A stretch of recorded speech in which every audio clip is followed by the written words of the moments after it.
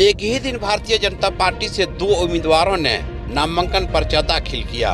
जमुआ विधानसभा से डॉक्टर मंजू कुमारी ने नामांकन पर्चा दाखिल किया तो गांडे विधानसभा से मुनिया देवी ने भी नामांकन पर्चा दाखिल किया।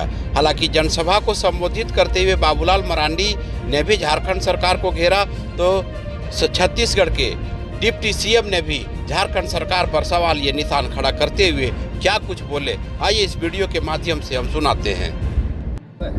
सबसे पहले निकलने के बाद डॉक्टर मंजू कुमारी जो बोली उसे सुनकर आप भी चौंक जाएंगे। वही मुनिया देवी भी कम कहाँ थी, उन्होंने भी नामांकन के बाद अपना बयान को रखते हुए कहा कि गांडे में भारतीय जनता पार्टी का कब्जा निश्चित है। पूरा ठगने का काम किया है, छलने का काम किया है। हमारे युवा भाइयों को, सभी मेरी माताओं बहनों को और सभी मेरे कार्यकर्ता को ठगे हैं पूरे। कुछ काम नहीं किए। वो 3 बार विधायक रहे हैं, ना आपका नौडिया प्रखंड बनाए, ना हिरोडी प्रखंड बनाए। आपका अनुमंडल चला गया, देखिए कहाँ चला गया। और अपना घर के पास कस्तूरबा विद्यालय बना है, ना वहाँ कोई तरह का प्रोटेक्शन है, ना हॉस्पिटल है, कोई तरह की सुविधा है, ना थाना है, ना कोई तरह का लोगों को जो हमारी स्कूलों में मेरी बच्ची पढ़ती है, ना उन लोगों को जरूरत। आप जीतती हैं तो मैडम सबसे पहले प्राथमिकता क्या रहेगी आपके अपने क्षेत्र के लिए? जैसे कि हमारा हम जीतते हैं, हमारा पार्टी का जो मैनिफेस्टो रहेगा उसके आधार पर काम करेंगे। और हमारे जो क्षेत्र का जो हम अपनी तरफ से हमारे जो वर्षों से मांग है, नौडिहा हिरोडी का प्रखंड का मांग, उसको हम बनाने का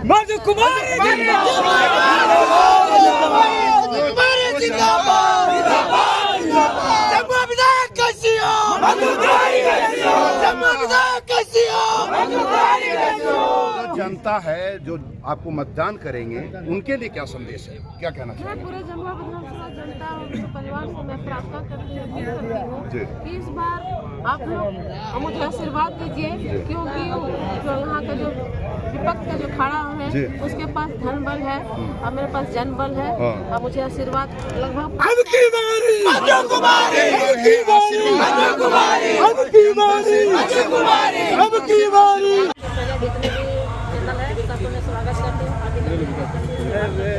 और आज मेरा नामांकन शुरू हो गया है और बढ़िया बहुत अच्छे से हो गया है।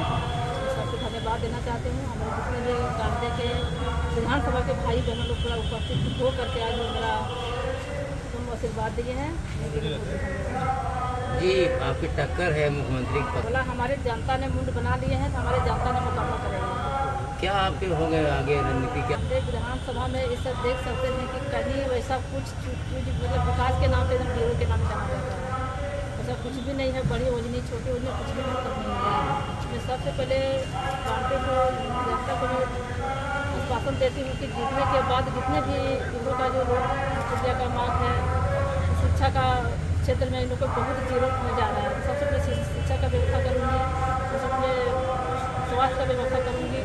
थोड़ी देर पहले हमारे साथ माननीय मंत्री महोदया भी थी। आप सभी से मैं निवेदन करता हूं मेरे दोस्त, आप स्वयं प्रत्याशी बनकर भारतीय जनता पार्टी के कार्यकर्ता साथी घर घर जाकर एक चौक चौराहे पर ताकत के साथ बात करिए, पंच प्रण की बात करिए, इनके निश्चय पत्र का हिसाब लीजिए जनता। मैं यही निवेदन आप सबसे करते हुए मंच पर बैठे सभी नेता गणों का बार बार हृदय से आभार अभिनंदन करते हुए अपनी बात समाप्त करता हूँ। पुनः एक बार कहता हूँ कि माननीय बाबूलाल मरांडी जी मंच पर विराजमान है। कार्यकर्ताओं की तरफ से इतना आश्वासन उनको होना चाहिए कि वो प्रदेश भर में घूमे। गिरिडीह हम कार्यकर्ताओं के हिस्से रख दे, 5 के 5 विधानसभाओं को जिता कर देंगे। एक साथ राजनीति है थोड़ी स्थापना में इनके यहाँ 1 नवंबर तो अपने यहाँ 15 नवंबर ये किसने बनाया? अटल बिहारी वाजपेयी जी ने बनाया, एनडीए गवर्नमेंट ने बनाई। अब जरा याद करिए, कांग्रेस पार्टी तो वर्षों से इस देश में राज किया था, लेकिन कभी भी होने लग झारखंड नहीं बनाया था। आज जिसके पास झारखंड मुक्ति मोर्चा है, बल्कि झारखंड पार्टी झारखंड मुक्ति मोर्चा कांग्रेस के हाथों भीगते रहे, आज भी उनके साथ है। और इसीलिए मैं आप सबसे कहता हूँ, भारतीय जनता पार्टी ने वादा किया था कि हमारी सरकार बनेगी तो हमारा झारखंड राज्य बनाएंगे, और झारखंड राज्य भी बनाया। और झारखंड के लिए हुआ करता था, गांव के घरों में बिजली नहीं हुआ करता था, लगता था कि पता नहीं, हमें याद है 1998 में हम भारत सरकार के मंत्री थे, गांव पैदल जाना पड़ता था, 5 किलोमीटर सड़कें नहीं हुआ करता था, मोटरी में जूता चप्पल ले करके जाते थे, एक बार ट्रैक्टर से पार हो रहे थे। हमारे यहाँ चंदौली में सकड़ी नदी बाढ़ में बहते बहते हम बच गए थे।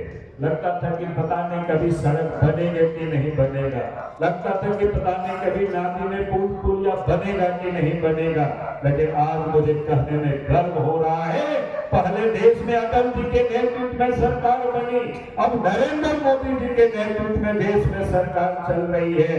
इस देश के गांव और गांव तक भी सड़कें पहुंच गई और घरों तक भी बिजली पहुंच गई। अब याद करिए, पहले करासन तेल के लिए हम लोग कितना डीलर के हम चक्कर लगाते थे, मिट्टी तेल के लिए ढिबरी बाजार से खरीद के लाना पड़ता था, लालटेन खरीद के लाना पड़ता था। यह अलग बात है कि आज भी कुछ लोग लालटेन लेकर के घूमते रहते हैं, लेकिन आज देश के प्रधानमंत्री नरेंद्र मोदी जी ने देश के गांव और घरों तक बिजली पहुंचा दिए। अगर इस काम को किसी ने किया है तो भारतीय जनता पार्टी की सरकार ने किया है।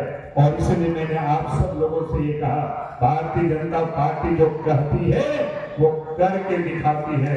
यही मैं निवेदन, यही अपील करने के लिए आया हूँ। राजकायम हो गया है और आप सब लोग चाहते हैं इस जंगल राज से हम लोगों को उभार। अब चाहते हैं कि हेमंत सोरेन की सरकार कोई कीमत पर नहीं रहे। मौका आप खोज रहे थे चुनाव में